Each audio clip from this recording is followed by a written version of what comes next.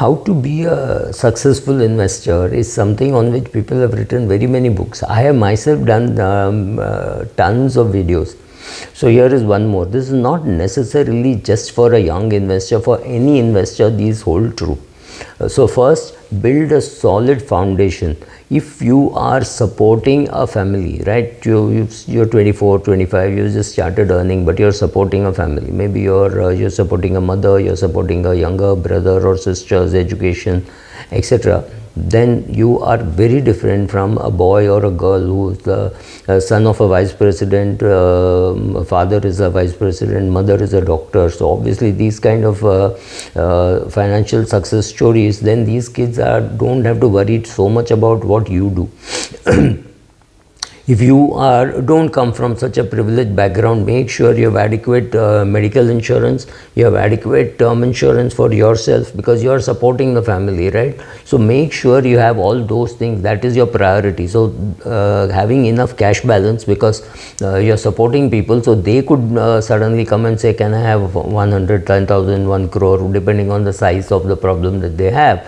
And you could say, yes, I have, or say, sorry, but I just don't have, or you say, I'm very happy you thought that I would have that kind of surplus, but I don't have that kind of surplus.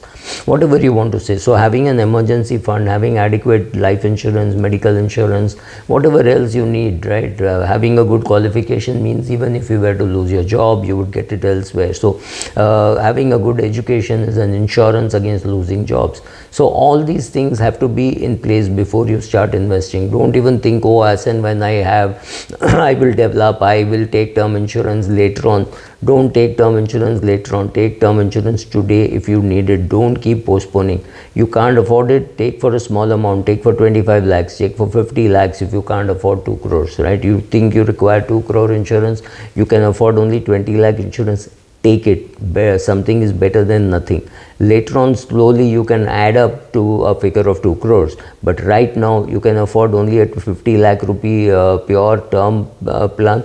Just go and take it. So if you, without all this solid foundation, it's very difficult to start investing, because chances are something will go wrong somewhere, and then you will say, okay, let me retrieve the money out of the investments that I've made, and that could be the worst day to get out of the market, right? So these things could happen because you did not have a good solid foundation.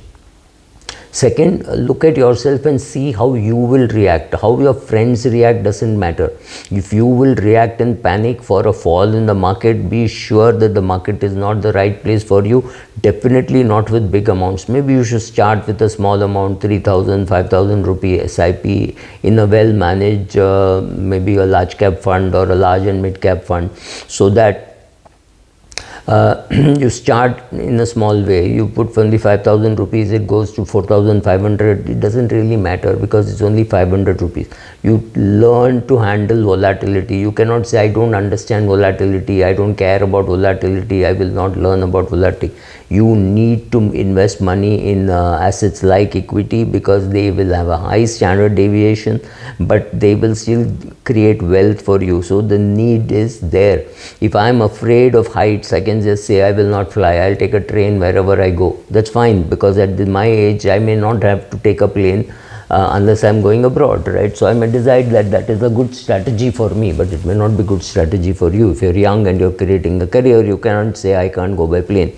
Similarly, you cannot say, I don't understand risk of investing, so I will not invest. You have to invest if you have to retire. And all of us have to retire at some stage. And when I say retirement, I mean that point in time when you have no income but you have expenses. So it could happen for a girl, it could happen from the age of 27 to 34, when she decided to have 2 babies, look after them, and then go back into the job market. So 7 years was temporary retirement, or there could be permanent retirement. So right, so see how you will behave during your bad times, because that is going to decide how much money you have. For example, in last 30-40 years, I have never sold any share for money, in the sense that I have not converted that into money to buy a house, to buy a car, or anything like that. It has just not happened.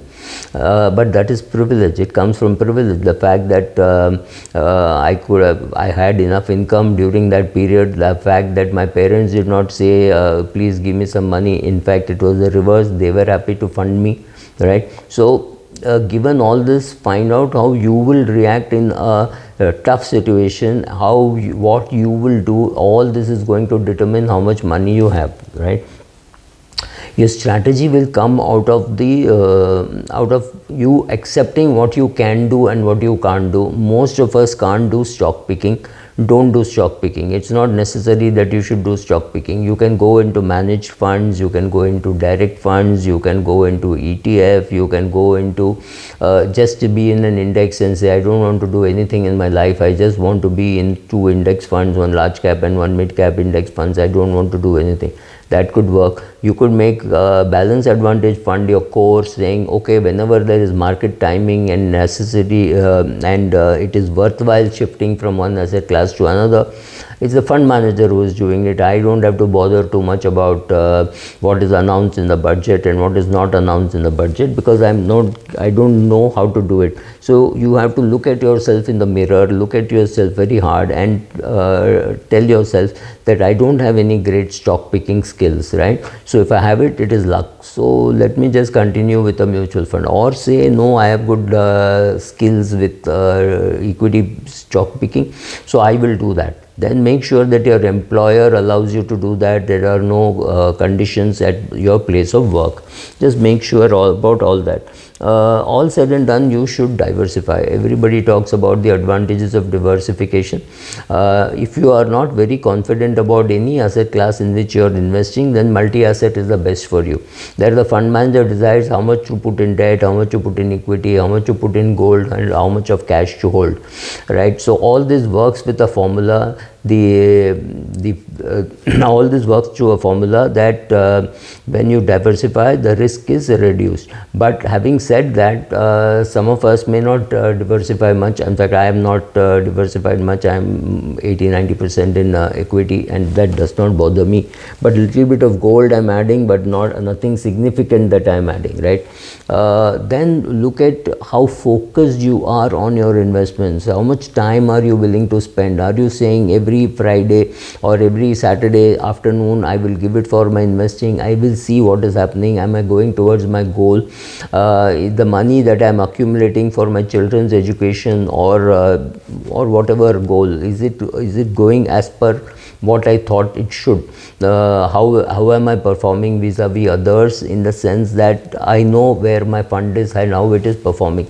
So knowing and doing all these things is definitely going to be very useful for you as an investor. And also understand that people evolve, right? Whether it is their investing styles or whether it is their goal. When you were 5 years old, maybe you wanted that shiny red bike in your neighboring shop, but today also you can find that bike there, and today you are not tempted by that. Maybe today you would want a bigger vehicle, bigger car, automatic, whatever. All said and done, right? So your own focus changes because your goal changes. So be careful, be mindful of what you're doing, be mindful of the biases that we all get trapped into: confirmation bias, overconfidence bias, all those things. Go read about it and see how you can minimize the impact of that on your portfolio and on your life. Thank you.